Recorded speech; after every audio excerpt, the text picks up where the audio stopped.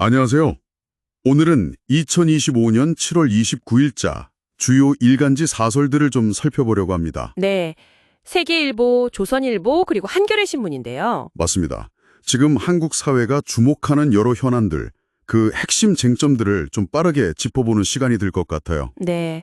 노동법 개정 문제부터 시작해서 공직자 임명 논란, 또 남북관계, 대미 무역 협상, 그리고 스토킹 범죄나 의료계 갈등 후속 조치까지 정말 다양하네요. 그렇죠. 각기 다른 시각들을 통해서 이 사안들의 본질에 좀 더 다가가 보시죠. 먼저 가장 뜨거운 감자라고 할 수 있는 이른바 노란봉투법, 이 노동조합법 개정안 논란부터 시작해 볼까요? 네. 정부 여당은 좀 속도를 내는 분위기인데 반면에 재계나 일부 언론, 특히 세계일보나 조선일보에서는 우려가 상당히 커요. 어떤 점들을 주로 우려하는 건가요? 네. 하청 노조가 원청이랑 직접 교섭할 수 있게 하고 또 불법 파업에 대한 면책 범위를 넓히는 조항들. 이게 좀 경영권을 침해하고 경제적으로도 손실이 크다. 이런 주장인 거죠. 구체적인 수치까지 나왔더라고요. 연간 10조 원 규모의 GDP 손실 가능성. 네. 게다가 지금 미국발 관세 문제 때문에 기업들 실적이 안 좋은 시점인데 이게 과연 시급한 법안이냐? 이런 문제 제기도 있고요. 근데 이게 단순히 국내 노동 문제로만 끝나는 게 아닌 것 같아요. 맞습니다. 지금 진행 중인 미국과의 관세 협상, 이 외부 압력하고도 이게 맞물려 돌아가거든요. 조선일보 같은 경우는 조선업 같은 핵심 산업이 우리가 협상 카드로 쓸 수 있는 건데 국내 노사 관계가 불안정해지면 오히려 협상력이 떨어지는 거 아니냐 이런 지적을 하고 있어요. 일리가 있네요. 한편 한겨레는 또 다른 각도에서 보는데 EU가 미국이랑 15% 상호 관세로 합의한 점을 주목하더라고요. 그게 우리한테는 어떤 의미가 있을까요? 우리한테도 비슷한 수준의 대미 투자나 에너지 구매 요구가 들어올 수 있다. 이런 분석이죠. 결국은 반도체, 배터리, 조선 같은 우리의 강점을 어떻게 잘 활용해서 국익 손실을 최소화할 거냐. 이게 정말 중요한 과제가 된 상황입니다. 그러니까 국내 노동 문제를 어떻게 푸느냐가 대외 협상력에도 직접적인 영향을 줄 수 있다. 이런 말씀이시군요. 네, 그런 셈이죠. 그럼 이번에는 좀 내부적인 문제로 시선을 돌려보죠. 이재명 정부 초대 인사혁신처장으로 임명된 최동석 처장, 이분의 과거 발언들이 지금 큰 논란이 되고 있습니다. 네. 세계일보, 조선일보 보도를 보면 좀 내용이 상당히 강하죠. 그렇죠. 문재인 전 대통령을 모든 고통의 원천이라고 하거나 박원순 전 시장 사건을 기획된 사건으로 주장하고 또 현직 장관들을 비판하기도 하고요. 반면에 이재명 대통령에 대해서는 민족의 축복이다. 10년, 20년 해야 할 사람이다. 이런 식의 과도한 찬사를 보냈다는 사실도 드러났고요. 네, 이게 인사혁신을 이끌어야 할 수장의 발언으로는 좀 부적절하다. 이런 비판이 거셉니다. 이게 단순한 말실수 차원을 넘어선다는 지적이 많아요. 공직 임명의 기준, 또 공정성 자체에 대한 근본적인 질문을 던지고 있는 거죠. 기준과 공정성이요? 네. 조선일보가 짚었듯이 충성심이라던가 아니면 최 처장 본인이 개발했다고 하는 그 APM 지수라는 게 있던데. 네네, 그 지수요? 네, 이게 구체적으로 어떤 건지는 명확하진 않지만 어쨌든 이런 자의적인 기준이 객관적인 평가를 대체할 수 있다는 우려. 이건 공직사회 전체의 사교와 신뢰에 직접적인 영향을 줄 수 있는 문제거든요. 그런데 논란이 이렇게 커지는데도 본인의 어떤 진솔한 사과라든가 네. 대통령실의 명확한 입장 표명이 좀 부족하다. 이런 지적도 있더라고요. 세계일보에서요. 맞습니다.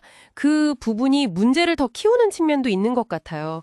결국 공직자의 자질, 그리고 임명권자의 책임, 이 문제에 대해 다시 한번 생각하게 만드는 사안입니다. 네, 말씀하신 대로 임명 기준의 공정성, 투명성이 정말 핵심인 것 같습니다.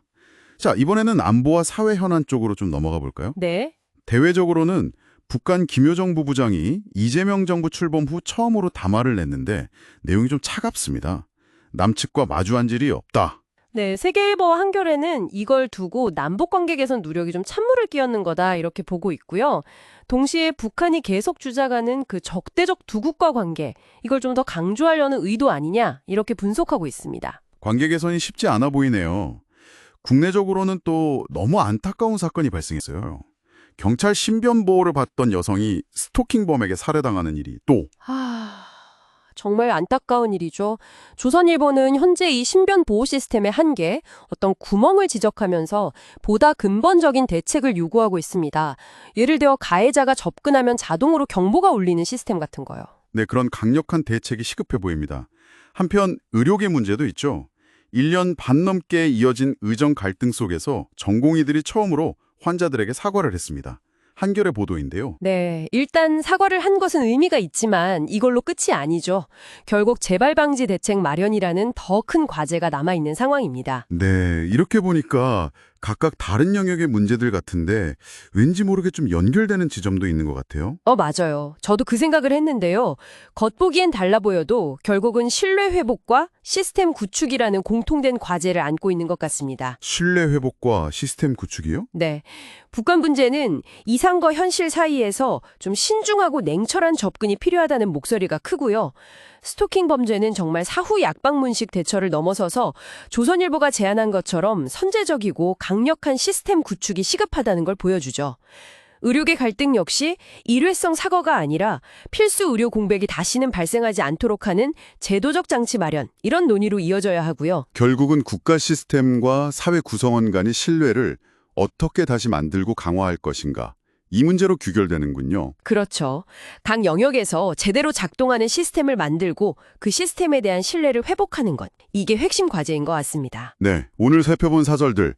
현재 한국 사회가 마주한 복잡한 상황들을 정말 잘 보여주는 것 같습니다. 안으로는 노사 갈등, 정치적 논란, 사회 안전망 문제가 있고 밖으로는 또 녹록지 않은 통상 환경과 남북관계 난제까지. 네, 정말 겹겹이 쌓여 있죠. 이 모든 게 결국은 경제 안정, 정부에 대한 신뢰, 또 개인의 안전, 그리고 우리가 필요할 때 필수 서비스를 제대로 받을 수 있는가 하는 바로 우리의 삶과 직결된 문제들이잖아요. 맞습니다.